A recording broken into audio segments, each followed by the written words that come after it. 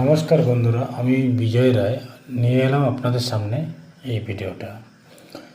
তো এক মাস্টারমশাই বাড়িতে টেবিলে বসে মাথায় হাত দিয়ে চিন্তা হচ্ছে। এমন সময় সেই ওনার শ্রীমতী এসে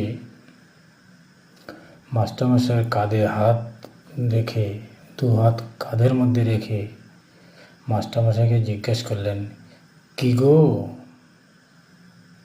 পয়লা বৈশাখের বাজারটা কাল ছেড়ে তো পরশু পয়লা বৈশাখ।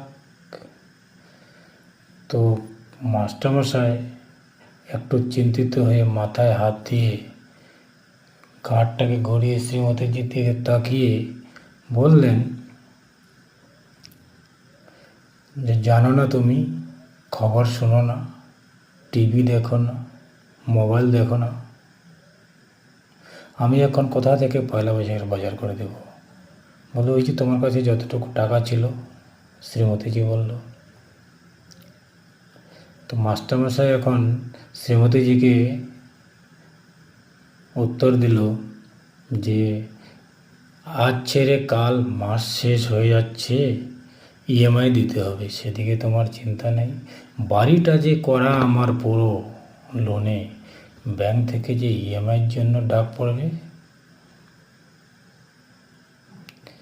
এখন শ্রীমতীজি বলল, বুঝে গেছি তোমার ব্যাপার।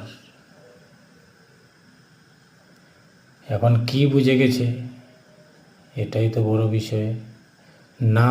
ওনার শ্রীমতীজি খুব ভালো মনের মানুষ ছিলেন। ওনার শ্রীমতীজি রাগ করে বললেও ওনাকে শুধু এতটুকুই বললেন যে, আমার কাছে অনেক টাকা আছে, মানে কিছু জমিয়ে টাকা রেখেছি, যে টাকাগুলো সবজির বাজার থেকে একটু একটু করে, একখানে করে শ্রীমতীজি ওনার জমিয়ে রেখেছিল। বলে যে, আমার কাছে এই টাকাগুলো আছে, এই টাকাগুলো দিয়ে তুমি একটা না হয় টোটোই কিনে নাও। মাস্টারমশাই আবার মাথায় হাত দিয়ে অনেক চিন্তা ভাবনা করল। আমি কি তাহলে এখন টোটো চালাবো? তখনও সে জবাব দেয়নি শ্রীমতীজিকে। আমি কি এখন টোটো চালাবো? আমার মান সম্মানটা কোথায় থাকলো?